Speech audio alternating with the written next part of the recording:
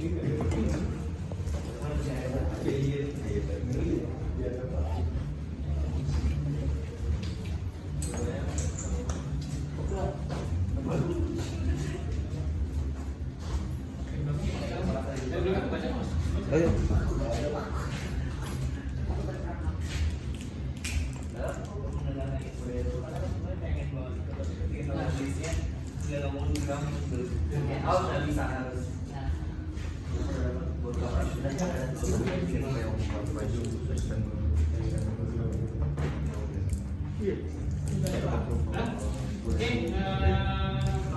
lanjutkan ya. Sedikit saya ulangi tentang risk investment sebelum kita tadi. Jadi setelah kita bisa mendefinisikan risk probability dan risk severity tingkat keparahan, maka kita dengan formula sederhana tadi kita bisa menetapkan sebenarnya risk kita itu berada di area mana atau hazard kita itu berada di area mana. Nah, setelah itu baru kita tentukan action yang mau kita ambil. Apakah action kita ambil itu adalah masih bisa untuk mengurangi risk index ini, atau memang udah nggak bisa apa-apa sehingga kita harus memang stop the operation, kemudian kita tinggalkan operasi itu dan beralih ke proses yang lain. Nah, kembali lagi bahwa yang perlu diingat adalah semua proses risk index ini sifatnya sangat dinamis. Kalau nggak kita kontrol pasti akan berubah tanpa kita ketahui misalnya. Jadi dia bisa berubah, move, go up atau bisa turun, tapi kita tugasnya adalah memaintain ini. Nah, itulah gunanya kenapa di CSR 19 SMS ada key person yang memang harus ditunjuk oleh perusahaan untuk menjadi siapa itu jadi team manager, kemudian siapa itu jadi safety officer.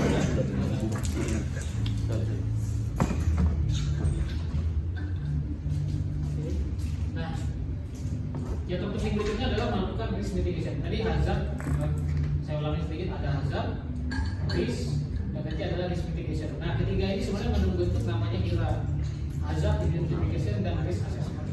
Nah, ujung dari HIRA itu adalah ini sebenarnya core-nya, risk mitigation, yang pada akhirnya adalah untuk menurunkan tadi index. Lebih gimana saya bahasa Indonesia ya? Risk index itu yang kita turunkan, yang kita kelola. Stepnya sebenarnya sederhana. Mulai dari kita mengidentifikasi hazard, kita identifikasi risk probability, kemudian tetapkan risk severity, tetapkan risk index, yang terakhir adalah kita menentukan risk mitigation. Apakah risk itu masih bisa diterima oleh perusahaan?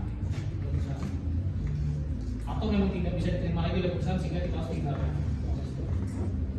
Paling terbaik sih, ya memang kita bisa terima risk ini, tapi pada level tertentu yang sebanding dengan investasi sedikit-sedikitnya, tapi membawa manfaat sebesar-besarnya. Prinsipnya seperti itu. Nah, langkah apa yang terbaik yang diambil adalah yang tadi investasinya sedikit, tapi membawa dampak terbesar menurunkan risiko. Next, risk mitigation. Ada 3 konsep strategi. Pertama adalah reduction. Jelas ya, dari terminologinya adalah kita punya risk index, kita kurangi ya. Itu juga membuat kita berada pada posisi yang aman. Avoidance ini artinya kita benar-benar kita hindari. Kita sudah tahu di situ nggak bisa kita tempuh. Sudah pasti kalau kita lakukan akan kejadian sesuatu, maka ya hindari. Nggak bisa kita lakukan. Paling gampang apa? Prinsip itu. Kalau saya sering alami dulu kerjaan itu nggak kepris, sering lah nggak kepris. Udah pasti nih nggak kepris itu muaranya karena 5 rukun maintenance nggak terpenuhi. Pasti akan ada muara terhadap accident. Pertama adalah menimbulkan kecelakaan, katakanlah gitu. Yang keduanya adalah begitu terjadi kecelakaan, jadi investigasi perusahaannya pun akan kena karena kita melaksanakan pekerjaan yang tidak kepris. Nah, biasanya perusahaan itu akan selalu menghindar ini unless kita bisa melaksanakan langkah mulai dari bisa berkoordinasi dengan DGCA, mengajukan one time approval. Itu salah satu langkah-langkah risk mitigation yang bisa ditempuh oleh perusahaan. Tergantung nanti perusahaan tinggal nilai. Kalau saya nambah capris atau one time approval, costnya berapa, bisnisnya berapa. Nah, lebih seperti itu. Kemudian segregation. Nah, Ini sebenarnya banyak terminologi tentang segregation ini.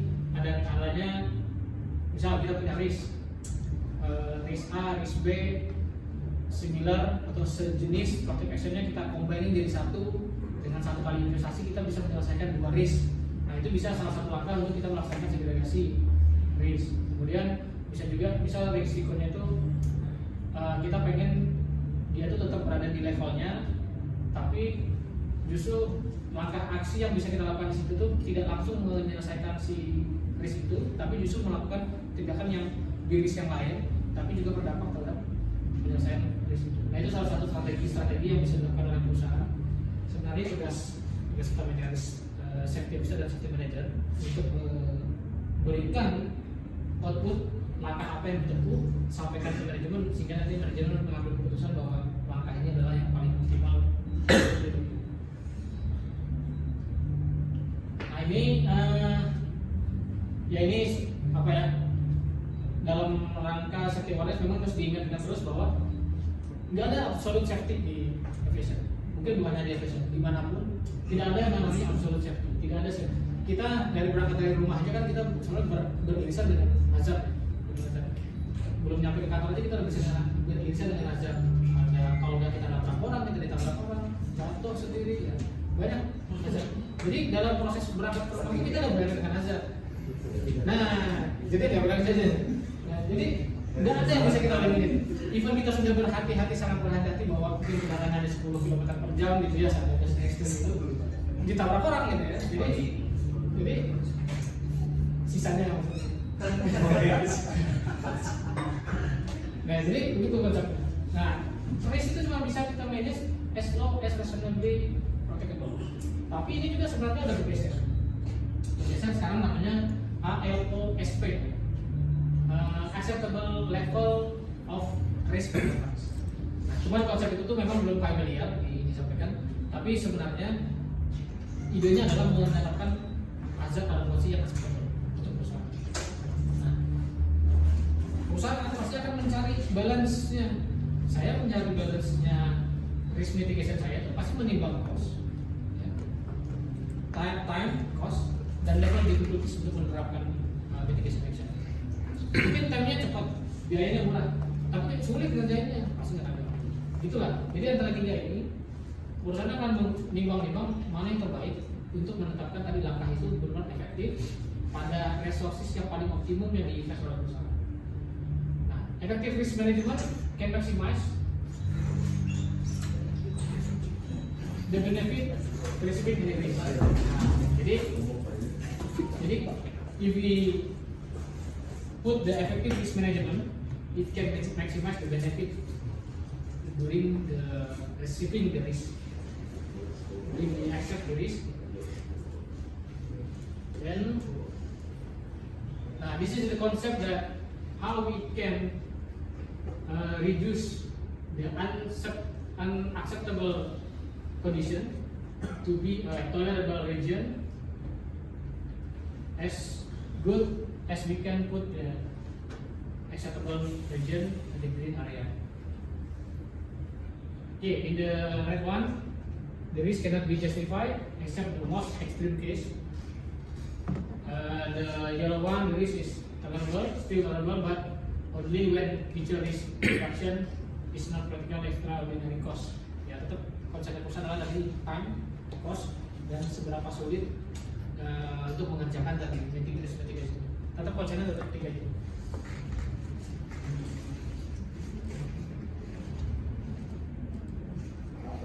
We're talking about the risk management cycle. This is a closed loop process, continuous process.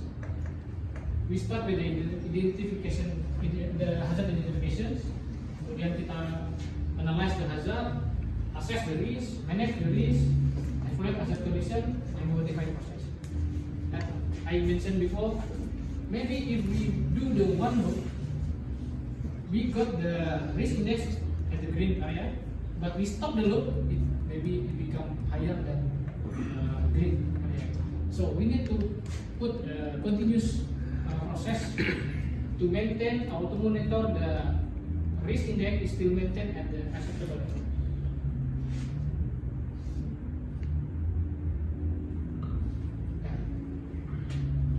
To add the information regarding the risk mitigation cycle, we have a step. The hazard identification, we put what is the consequences, every risk, and we have a barricade assessment. In security system, we have a regulation, we have procedures, we have a training program, we have technology. Yeah, this is resources that we can invest to make a mitigation action to reduce the unacceptable condition or intolerable condition to be acceptable conditions. After that, we look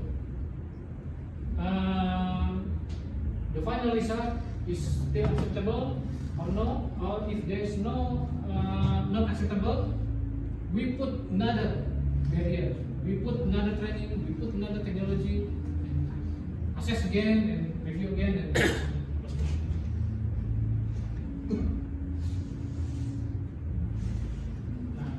the final, this is just a flow chart how we perform the risk mitigation action.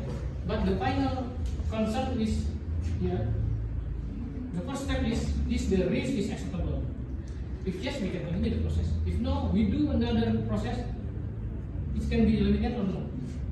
If it can be eliminated, we can continue the process. If no, we continue the worst scenario is can the risk be mitigated until the last one, the residual risk is still maintained. The residual risk is still be accepted by companies.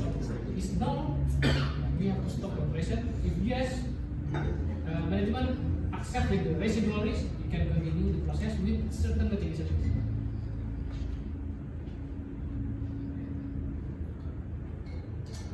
Okay, risk acceptance. This is concept of acceptance. Risk is inherent in aviation operation.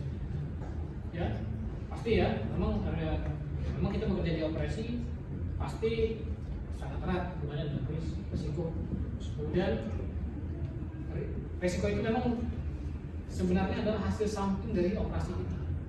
Jadi setiap kita beroperasi itu menghasilkan risiko-risiko yang baru. Di samping risiko yang bawaan terhadap proses operasi kita sendiri. Begitu kita beroperasi mengerjakan sesuatu akan ada risiko yang muncul lagi, risiko turunannya. Begitu terus kita melakukan mitigation action akan ada risiko lain yang akan turun, akan terjadi. Begitu terus. Kemudian operator is responsible for risk management. Pasti semua orang di organisasi itu memiliki responsibility sesuai fungsinya masing-masing untuk melaksanakan risk management. Dari yang mulai yang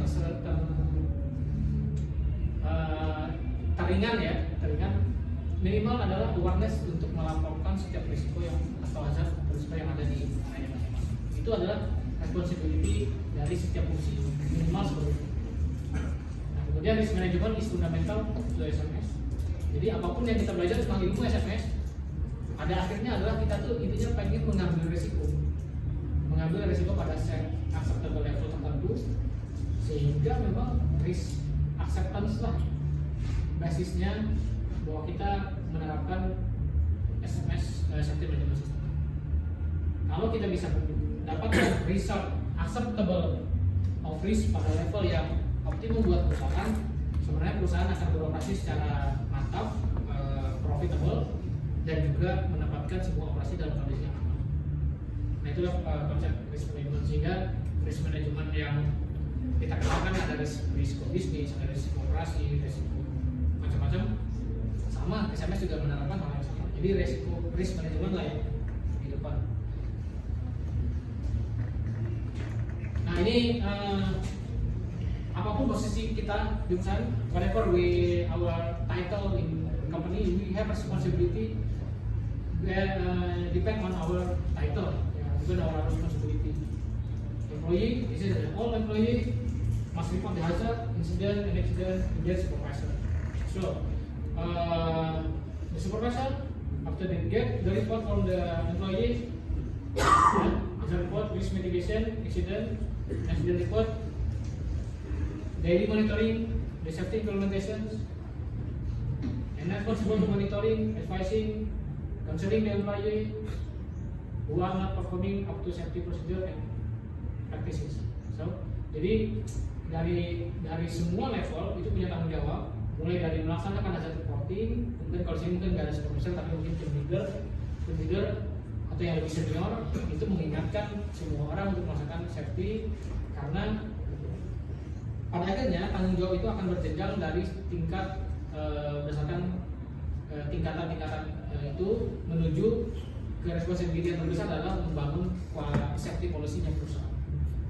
Safety policy itu kan udah kalimat dewa ya, kalimat dewa itu cuma perusahaan menempatkan safety adalah the top priority, itu standar pasti itu. Kalau itu kalimat wajib yang harus ada di SMS manual. Tapi itu nggak akan bisa terbentuk kalau seandainya di level kanan turunannya itu nggak menerapkan itu. Kemudian manager, of course, they are fully responsible for taking appropriate action on conclusion risk assessment. So after we got the conclusion, the risk assessment, what is the mitigation action? If the mitigation action need support from the related manager, they need to support, because the mitigation action has been determined. This is accepted by the company to do that. So the all manager is responsible to support the mitigation action. Then full responsibility to ensure that the supervisors atau tim leader di bawahnya fully aware. Jadi manajer di tingkat yang lebih tinggi memang memastikan semua tim leadernya juga aware terhadap anggotanya untuk mengingatkan bahwa ia bertindak sebagai bekerja dengan kondisi yang aman. Kembali lagi, basisnya adalah pulang dalam kondisi aman itu adalah hak karyawan, hak kita pulang. Kita di bekerja itu kan normalnya cuma 8 atau 9 jam atau 10 jam.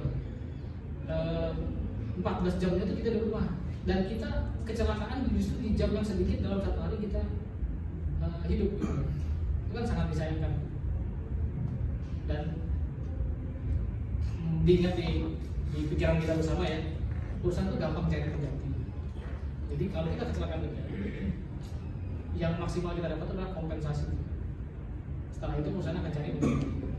Jadi hak kita untuk bekerja secara aman. Itu sih konsep dasar safety management system. Kenapa hak dan kewajiban antara karyawan dan perusahaan itu diharmoniskan dalam konsep safety management system. Kemudian manajer juga full responsible to sign ini documented information, hazard reporting, hazard identification atau HIRA, kemudian incident report. Of course, nanti ini pun akan berinteraksi dengan fungsi yang lain. Salah satunya adalah safety officer dan safety manager. Oke, safety manager. Nah, ini tugas yang paling penting karena semua konsep, semua ide, perintah perusahaan terhadap safety akan dikerjain oleh safety manager. Mereka mendevelop sebuah sistem, facilitate hazard identification and risk assessment, kemudian monitor the effectiveness of mitigation action. Mitigation action has been implemented, but safety managers still have a close loop, continuous loop to review is they effective or not. If they are not effective, safety manager and their team should make another mitigation action to fulfill the hazard risk management. Safety manager shall maintain hazard identification and risk assessment documentation. Jadi kalau kita sudah reporting hazard HIRA sebulan 600 gitu ya, bulan depan ada yang lagi 400, kita harus dibikin database sebenarnya. Jadi suatu ketika kita dapat project, let's say kita dapat project misal ada pesawat masuk gitu. Nah nanti safety officer itu gampang tinggal melihat bahwa pekerjaan pesawat ini akan menggunakan hazard index nomor sekian. Langsung dibuka area kanannya, mitigasinya tepatnya untuk project itu. Sehingga selalu akan, kalau kita project di GC selalu akan diminta HIRA-nya. Salah satu poin dari audit adalah HIRA-nya setiap project.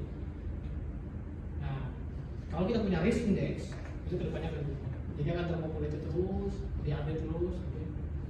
Kerjanya memang gitu, close loop, continuous loop. Kemudian safety manager shall coordinate and communicate on behalf of CEO to issue the safety risk assessment with DGCA. Udah pasti itu primary contact DGCA terhadap whole SMS activity adalah safety manager.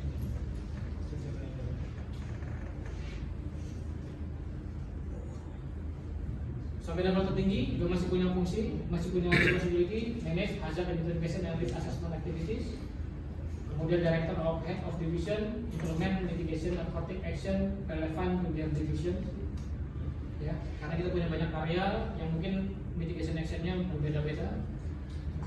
Kemudian head of division assess the impact on the safety of the operational changes and active hazard and risk assessment as appropriate. Jadi kalau memang terjadi perubahan di area divisi ini ya, divisi masing-masing setiap operasi itu akan memiliki dampak. Jadi kalau kita punya operasi di departemen mungkin PPC gitu ya, terjadi perubahan sistem nih pada quality, berubah sistem flow kerja gitu ya. Nah itu kita harus aware. Bukan hanya menyelesaikan revisi dokumen paperworknya kita, tapi juga thinking about what impact to the process of our safety in PPC if any changes from the procedure related with our department. Nah itulah yang dimaksud bahwa semua orang itu harus aktif menjaga setiap perubahan. Yang paling sulit itu kan sebenarnya bukan perubahan yang lama ke yang baru, yang paling berisiko itu adalah proses transisi. Makanya proses transisi itu harus dijaga supaya tidak terjadi catastrophic event terhadap accident.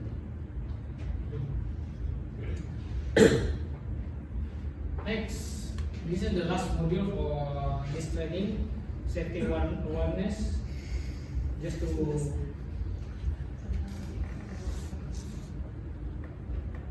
mengingatkan kita semua, safety is a corporate value.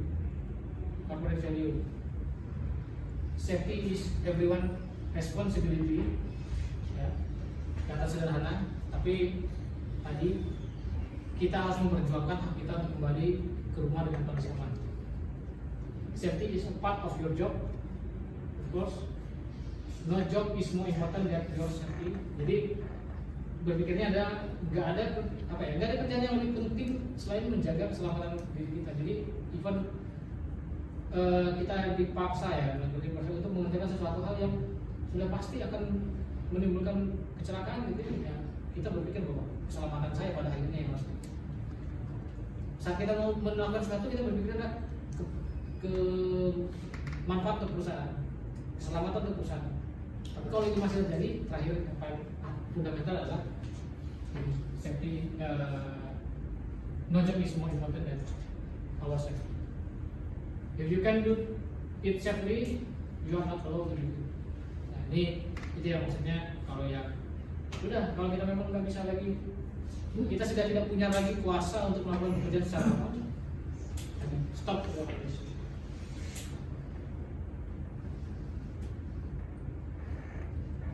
This is awareness. Jadi safety is an attitude, frame of mind, this awareness of the environment and actions all day. Jadi memang ya harus menjadi habit ya. To do this, not to prepare genius. Of course, semua orang mau itu genius, kurang genius, pinter, apapun kastanya pasti intinya cuma pengen pulang dalam kondisi aman. Basicnya adalah seperti itu. Kemudian safety is knowing that may happen. Kita tahu bahwa kecelakaan mungkin bisa terjadi pada diri kita kapanpun. How to prevent injury or damage, and then acting to prevent it. Jadi kita tahu apa yang hazard yang ada di lingkungan kita, lakukan preventive action, mitigation action. Kemudian all it requires is awareness. Jadi cuma yang dibutuhkan cuma kepedulian. Dari konsep safety itu sebenarnya yang paling dibutuhkan adalah kepedulian. Ability to see, native ability to see. Saya yakin semua yang di sini masih punya native ability melihat, mendengar, smell, dan penting. Kita semua punya naluri itu, lakukan untuk kita bisa kembali secara aman yang ke rumah kita masing-masing ke keluarga kita. Safety rule, ya. The most obvious safety rule is to be careful. Ya, sederhana, ya berhati-hati gitu ya. Pay attention to what you are doing. Ya, jadi bekerja dengan tenang, ya penting. Bekerja memanage emosi saat bekerja. Apalagi ya katakanlah di lapangan gitu ya, panas, tekanan dari rekan kerja, tekanan dari target, ya tetap kita harus tetap bisa tenang dalam mengerjakan sesuatu. Tujuannya adalah supaya kita bisa memberikan fokus terbaik dalam setiap melakukan pekerjaan. Ya. Kemudian hati-hati terhadap repetitive job. Kadang-kadang pekerjaan error itu terjadi karena repetitive job. Jadi kita udah saking seringnya kalau dikasih checklist mah, checklist itu nggak penting karena saya sudah hafal stepnya. Ternyata stepnya berubah. Ya tadi breakdown of change, ternyata stepnya berubah karena saking hafalnya terhadap proses. This is a repetitive job. Ya. Itu akan selalu mengganggu our intention, our focus doing the work with the repetitive job. Kenapa? Repetitif itu kadang-kadang membosankan, sehingga kita akan memilih cara terbaik, cara yang tercepat untuk membereskan itu. Nah itu perlu kita berhati-hati. Being careful means being careful at all time. Ya, jadi berhati-hati itu kalau kan standar selalu kita bilang hati-hati, ya, tapi sebenarnya maknanya dalam gitu ya. Oh, you can be careful for years. Kita berhati-hati nih dari mungkin 15 tahun saya bekerja atau 10 tahun saya bekerja itu udah nggak ada insiden. Tapi begitu sekali kita lalai atau abai gitu, insiden itu terjadi dalam hitungan menit. Nah, katanya kan tanggal sial itu nggak ada di kalender gitu kan. Jadi kita udah berlaku aman dalam sekian tahun. Suatu ketika kita abai, justru itu sumber kecelakaan yang mengakibatkan kita celaka. Nah itu yang perlu tetap diingat bahwa careful itu memang all the time. Jadi harus memang menjadi habit. Kembali lagi, hak kita untuk kembali ke keluarga dalam perusahaan. Perusahaan akan saya ganti dengan mudah saat kita terjadi hal-hal yang tidak diinginkan pada diri kita.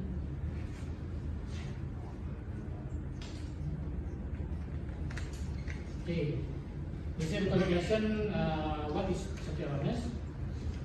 Jadi sebenarnya kita tuh punya kemampuan untuk mengelola hazard risiko kita itu menjadi pada posisi yang acceptable level, walaupun tidak terdokumentasi. Secara natural manusia itu akan cenderung pengennya aman.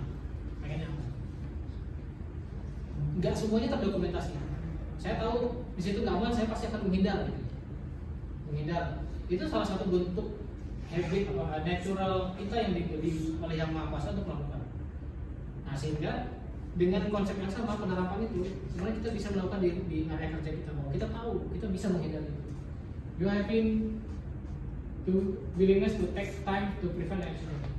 Ya, jadi tinggal kemauan dan kepedulian. Begitu kita peduli terhadap keselamatan diri kita, pada akhirnya kita akan menyelamatkan perusahaan. Percayalah bahwa begitu kita menyelamatkan diri kita, maka kita sudah berkontribusi untuk menyelamatkan tadi risiko-risiko buruk yang ada di perusahaan. You are having the right attitude towards safety, both your heart and other around you. Ini normatif.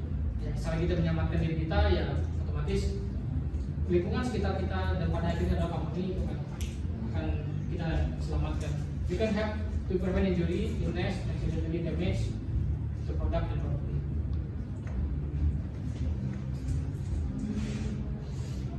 Ini siapa aja yang responsible for safety in PT IDS? Ya, kita di sini nih, kita semua di sini. Setidaknya kita semua ada di sini.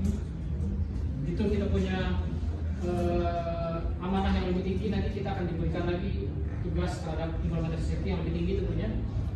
Ingat, begitu kita di sini setidaknya kita ngamenin diri kita sendiri. Begitu kita jadi supervisor, kita akan ikut serta mengamankan anggota kita dan seterusnya.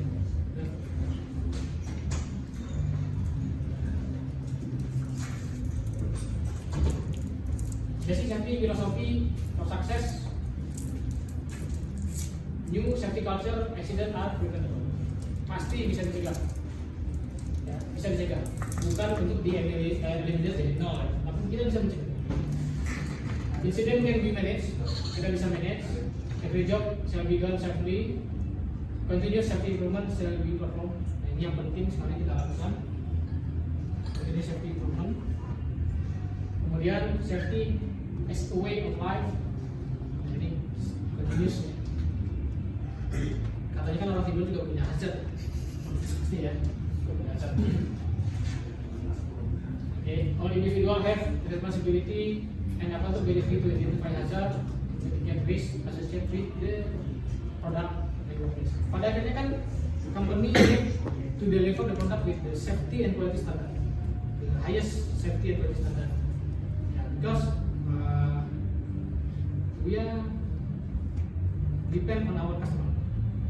If the customer satisfied with our services, our business is safe.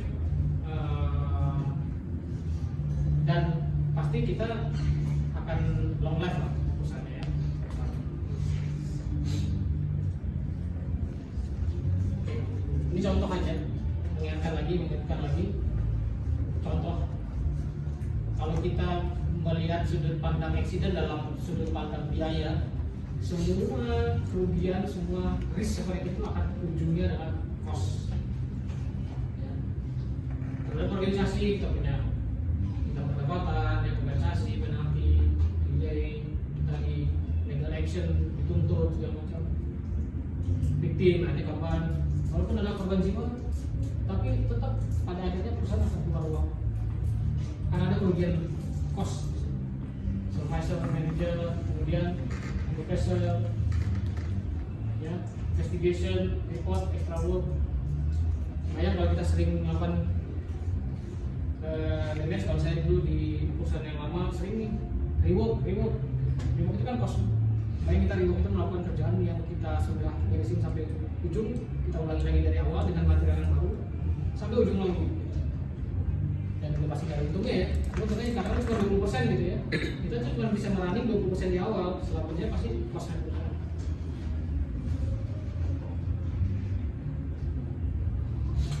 Okay, this is the last presentation.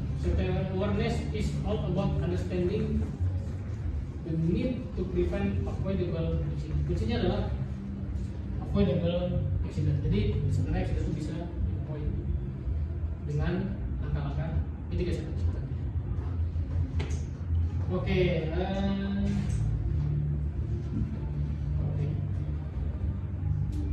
ada pertanyaan? If you have any questions, please.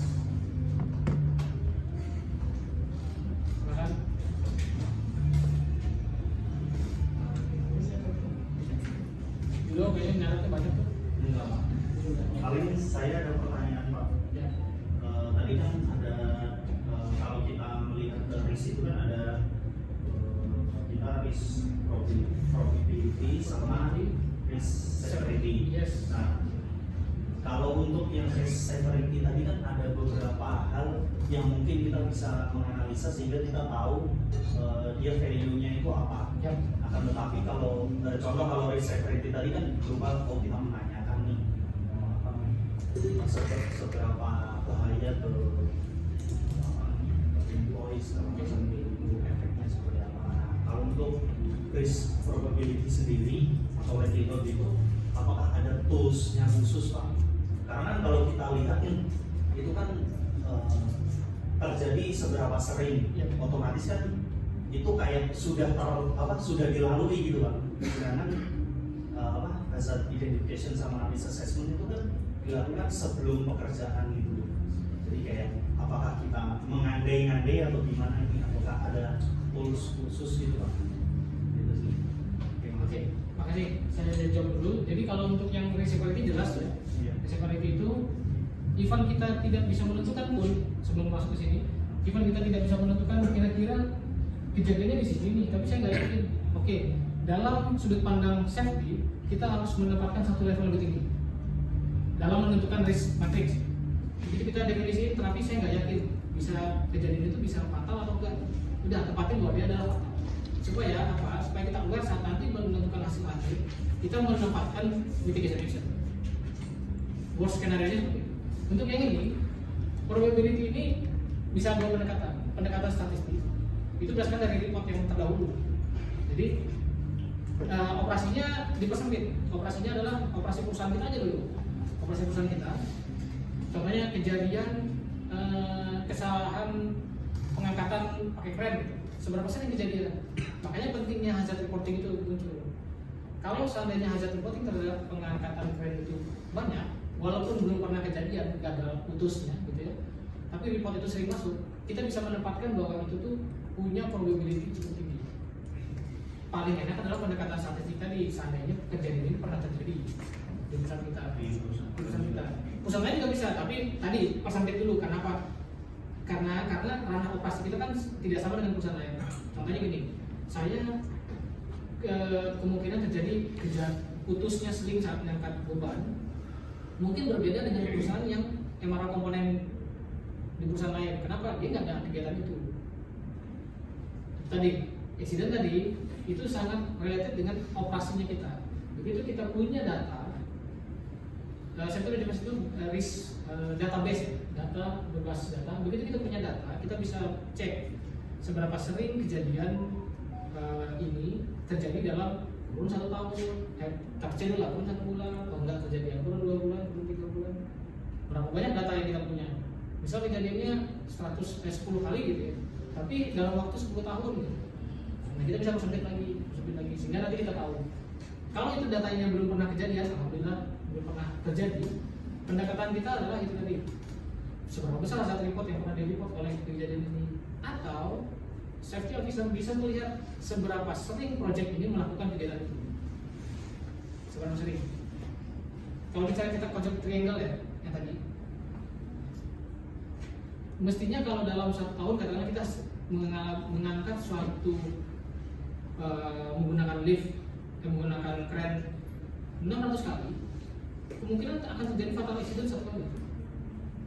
Nah, dengan pendekatan itu kita tentukan. Belum tentu semuanya pernah terjadi, pasti. Tapi pendekatannya adalah bisa dari hazard reporting, sekali lagi base data, bisa jadi dari analisa kita bahwa seberapa sering kita melaksanakan kegiatan itu dan seberapa risiko. Itu sih. Saya bisa kasih contoh ini ya. Saya bukain file supaya lebih kelihatan gimana kita mau manage.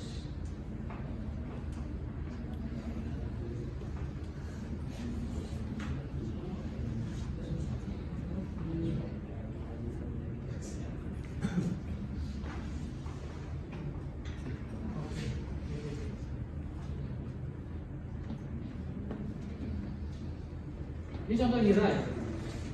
Ini contoh Hira, mungkin dari belakang Hira itu sebenarnya semua activity yang ada di perusahaan itu didefinisi. Bisa sumbernya dari reporting, bisa dari audit, bisa dari internal evaluations, from job balance.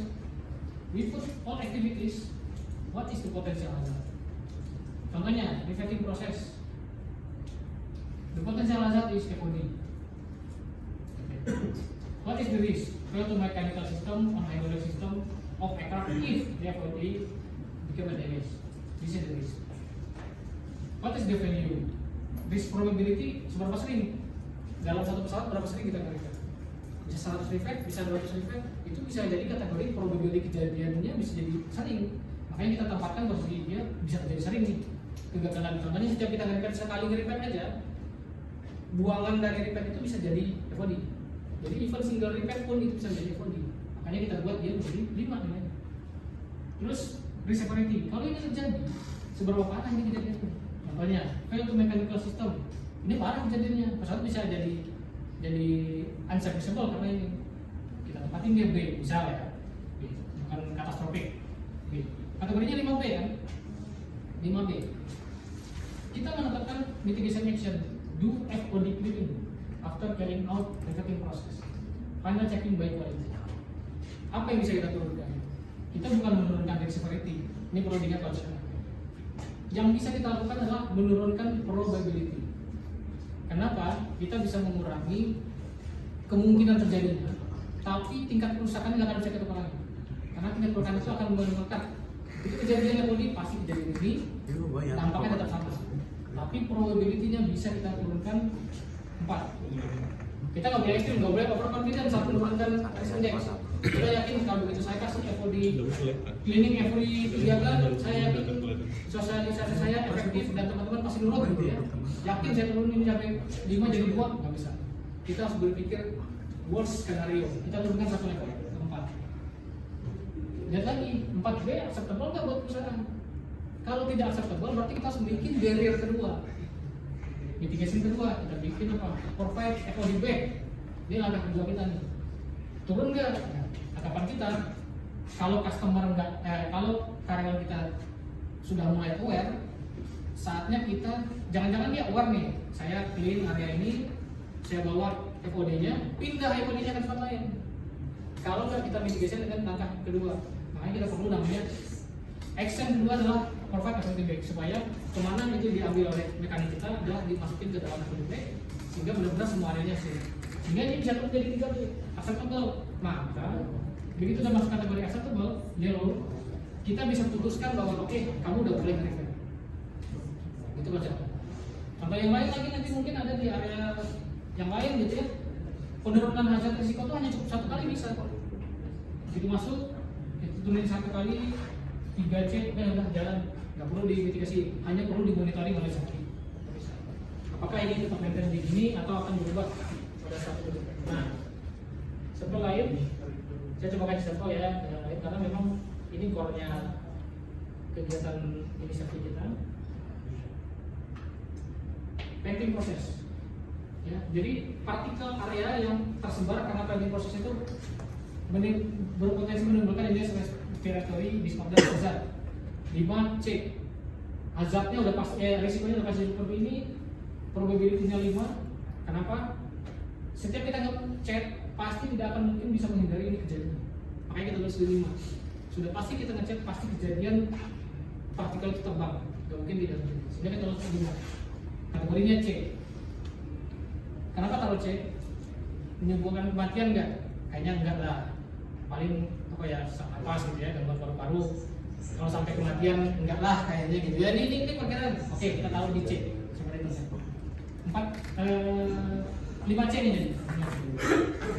5C ini kalau nggak kita lakukan apa-apa, maka kategorinya itu stop. Nggak boleh kita kerjain. Kita lakukan mitigation. Complete all employee with safety equipment. Ya, safety equipment. Turun nggak? Turun. Yang kita lindungi apa? People. Baru satu yang kita lindungi. Orangnya mungkin selamat. Tapi partikelnya berhenti nggak? Ya.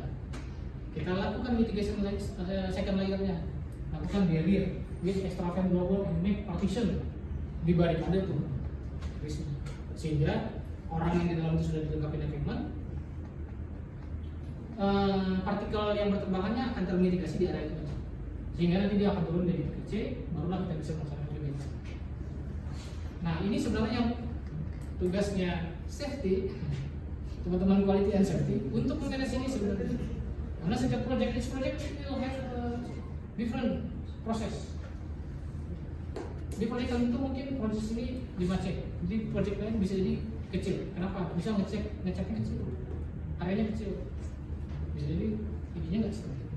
Makanya banyak sekali yang harus kita improve, yang pelan-pelan kita improve supaya nanti benar-benar kita punya sistem safety management yang lebih baik.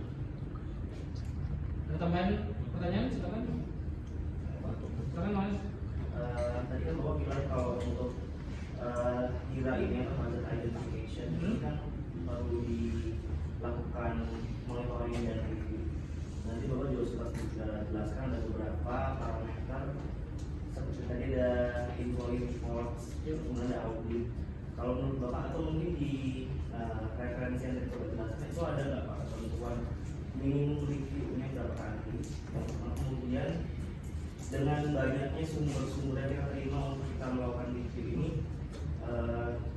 menurut pengalaman Bapak selama ini tuh efektifnya dilakukan berapa kali? Itu yang pertama. Yang kedua, ini kan HIRA ya Pak. Ya. Yang saya lihat dari HIRA ini juga mirip dengan yang namanya resiko manajemen. Ada risk management plan juga kan. Itu apakah lebih baik itu bisa digabung? Karena kan mungkin secara implementasi kita sebagai evaluasi juga mungkin terlalu banyak sumber, jadi ada RMP, ada HIRA, jadi kayak bingung kita ikut yang mana. Itu lebih proper ketika dia tuh digabung aja, atau memang harus sebagai dua dokumen terpisah seperti yang sudah kita coba. Makasih Mas Dian. Pertama, tadi terkait seberapa sering yang paling efektif. Sebenarnya review itu bisa dilakukan terus menerus karena dia close loop terus menerus. Selagi kita punya kesempatan kita lakukan close loop. Tapi kalau saya nggak salah di referensi itu nggak menyebutkan bahwa seberapa sering yang paling efektif. Cuman kita yang bisa menentukan tipe operasi saya ini berisiko tinggi, maka harus lebih sering. Kan contohnya gini ya, kalau kita punya sum of HIRA, ya. Kalau kita terkait dokumentasi kesalahan penulisan referensi mungkin kita bisa nilai ini jarang lah terjadi. Kita review bisa second priority. Tapi begitu resiko yang benar-benar langsung tinggi itu bisa jadi close loop-nya lebih sering. Nah jadi kalau saya saran kita mungkin nggak menetapkan bagaimana sistem beberapa sering kita melakukan, tapi kita lihat di tipe-tipe operasinya. Tapi dalam 1 tahun sekali setidaknya kita harus memberikan feedback kepada manajemen bahwa hazard kita tuh begini, ke depan kita akan melakukan ini untuk menurunkan harga ini.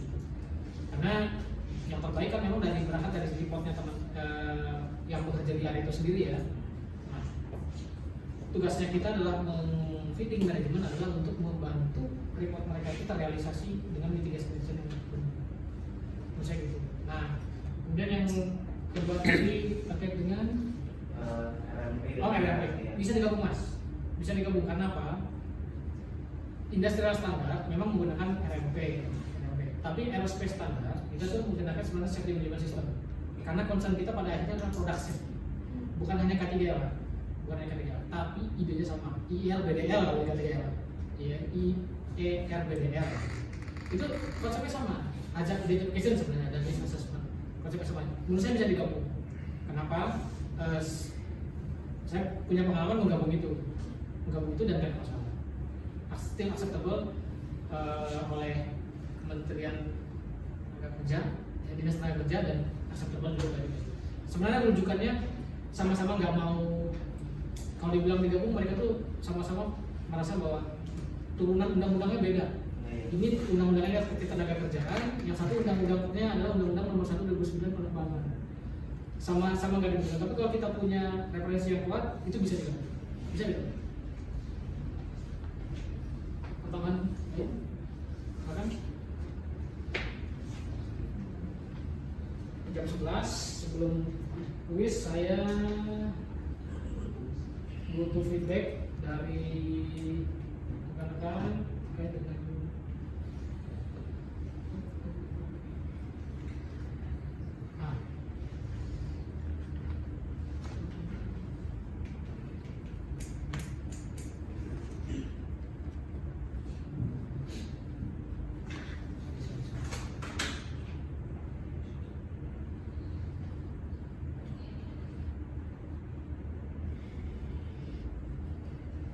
Oke, saya ada pertanyaan ini.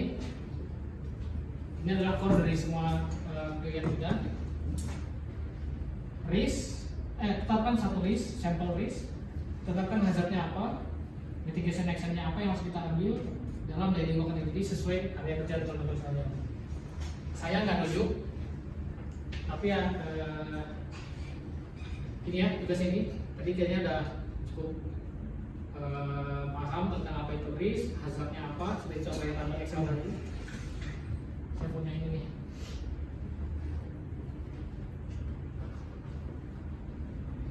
Nah,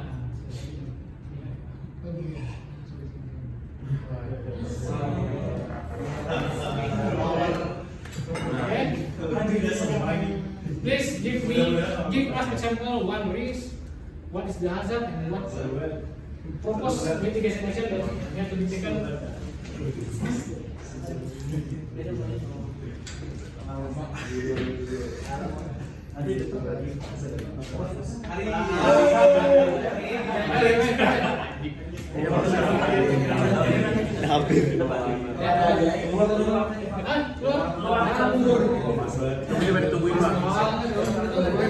Coba nomor 2 Pak, nomor 2. Nanti terakhir kita list ya. Iya. MM. Empat orang aja Pak.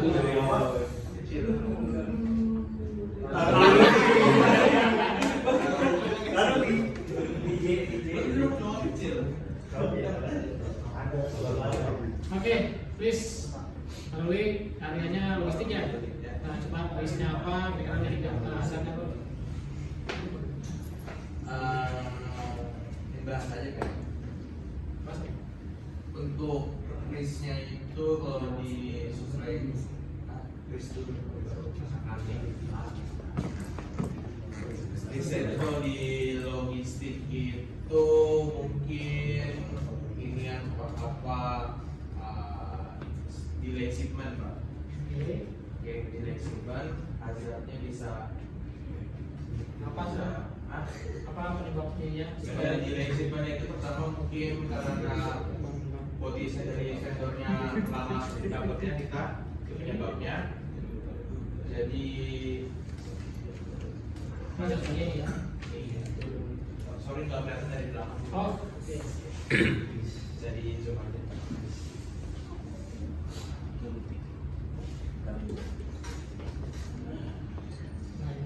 Jadi risknya apa?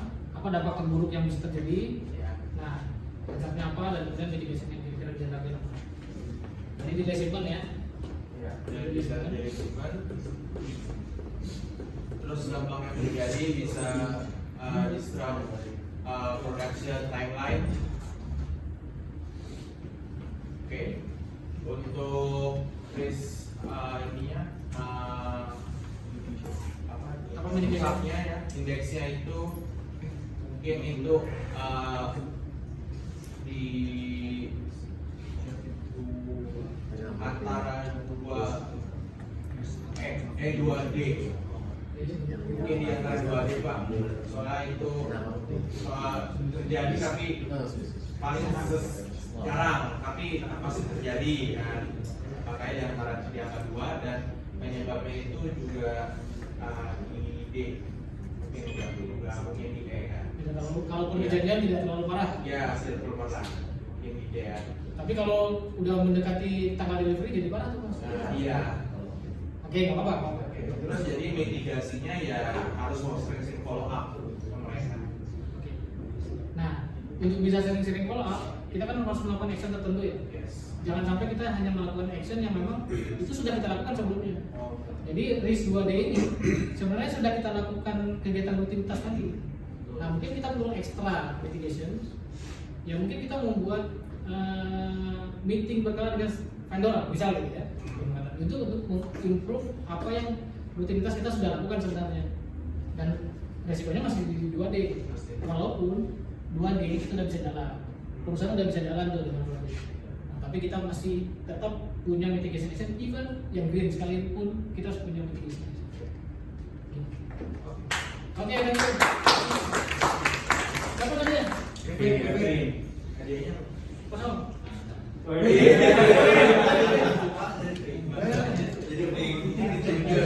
Ini Mas. Tadi siapa ya? Kevin. Berapa?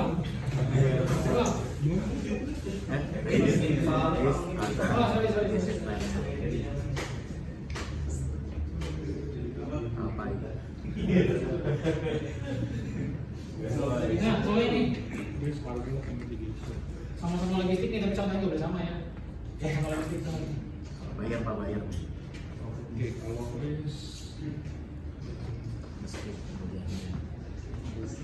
emang harus minum itu kan?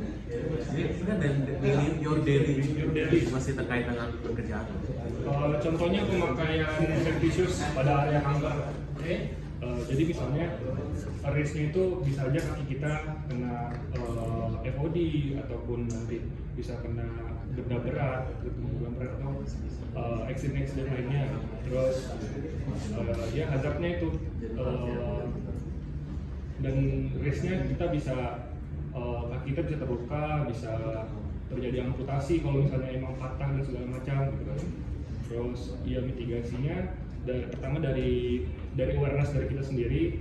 Kalau kita tuh harus aware kalau di area hanggar itu bukan tempat untuk kita bisa seenaknya dan mengabaikan safety. Itu paling penting karena apalagi kaki adalah bagian penting dari tubuh manusia juga kan. Jadi kita sebagai employee harus aware walaupun kita bukan orang yang langsung ke lapangan, dan saya pun juga bukan orang lapangan karena kami biasa di kantor kan, orang profesional.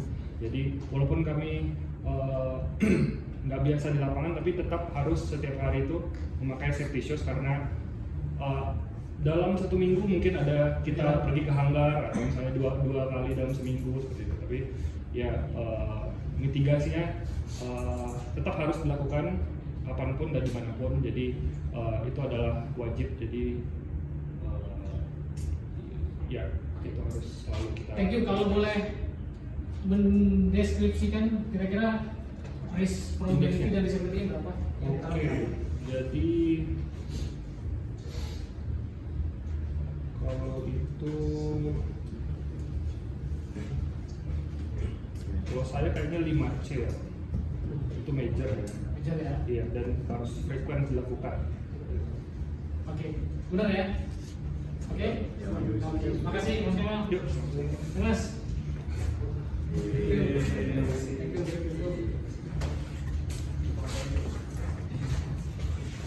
Thank you. Ini lagi.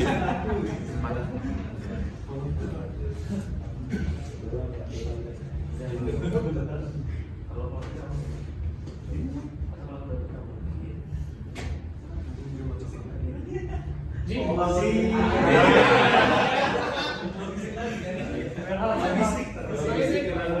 Ya oke.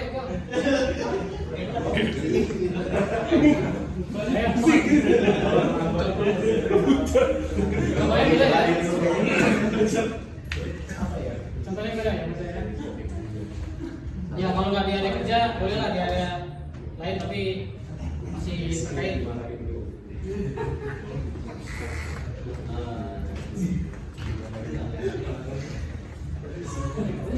Kenapa? Mau lihat yang mana?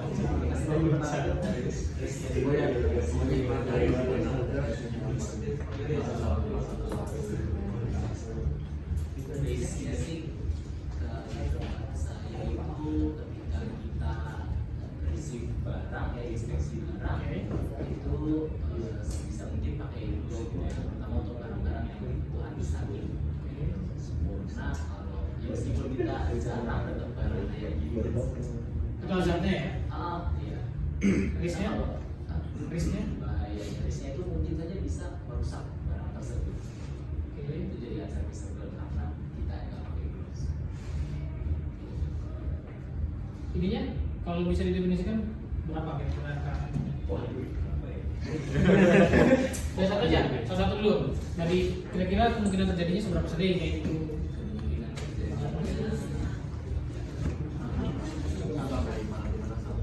Tiga, ya. Sepertinya kalau itu terjadi?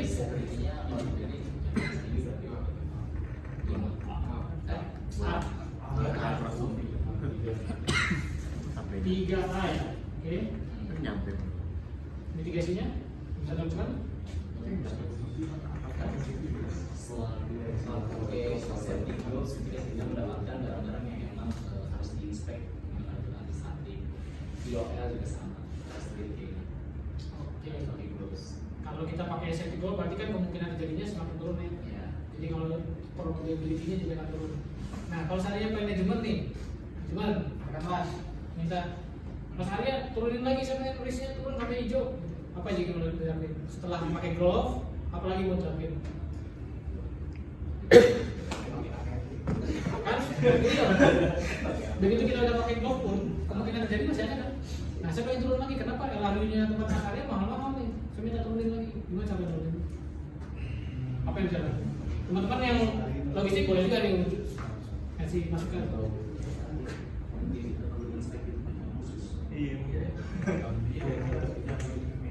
Ya bisa namanya disiapin memang meja anti ya meja anti statik bisa ya. Nah, itu salah satu mitigasi yang tapi dampaknya apa buat perusahaan saat kita di challenge seperti itu? Oke, perusahaan siapin saya meja untuk itu saya kerjain. Jadi untuk melakukan mitigation sampai lower level itu ada cost yang harus keluar. Thank you. Kekurangan buat Mas Arya.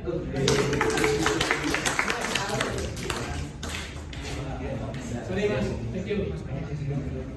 Terakhir ya, terakhir. Jadi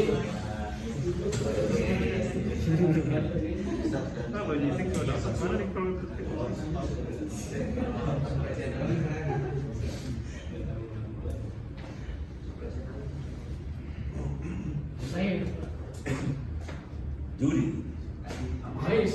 Udah jauh. Ayo, Mas. Mas.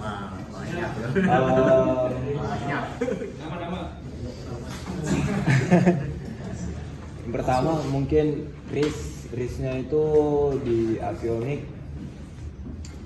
lebih ke arah ketika melihat bawa spare part gitu bang ya, kayak bawa spare part, terus merasa kalau dia itu bisa banyak nih bawanya gitu. Nah, jadi kan melebihi kapasitas dari perimeter diri sendiri juga, nggak boleh lebih banyak gitu kan. Terus resikonya bisa menyebabkan spare part rusak, jatuh, terus bisa juga nanti mungkin tangan kita ada sedikit slip dan jatuh juga. Mungkin mitigasinya itu ke arah kalau misalnya cukup untuk membawa, mungkin ada seperti satu spare part itu, satu LRI mungkin ukurannya udah cukup besar atau sedang. Nah, kalau misalnya untuk kita sendiri bisa bawanya cuma satu aja, udah cukup satu aja, jangan sampai numpuk gitu. Kalau misalnya mau bawa banyak juga, itu mungkin bisa menggunakan troli. Nah, terus untuk kategorinya mungkin itu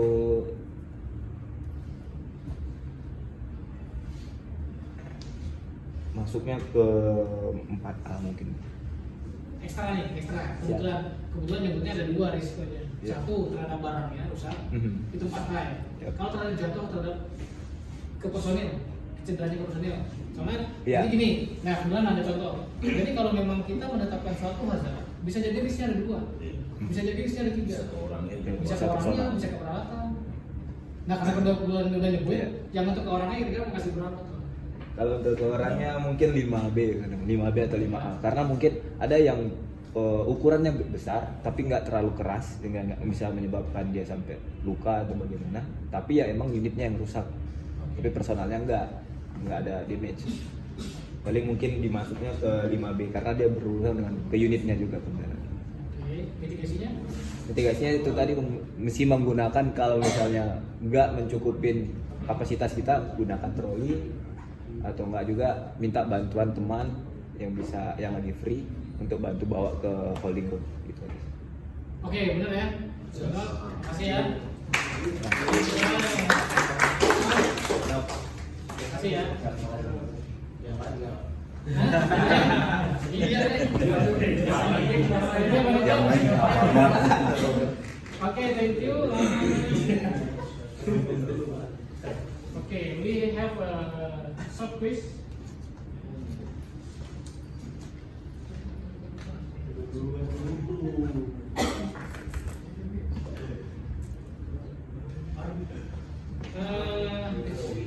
You can scan this barcode or through this link. Please have the take an exam. The passing rate is 70%.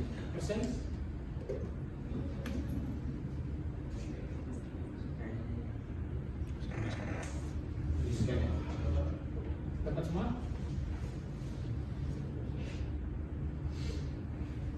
Oh sih, udah scan sih? Oh, udah.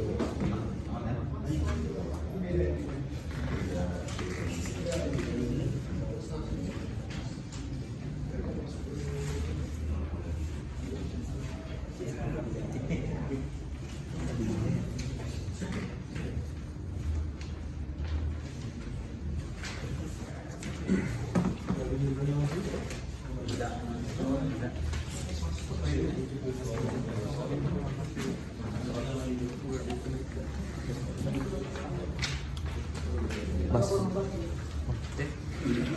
Bagi satu orang satu. Bye-bye.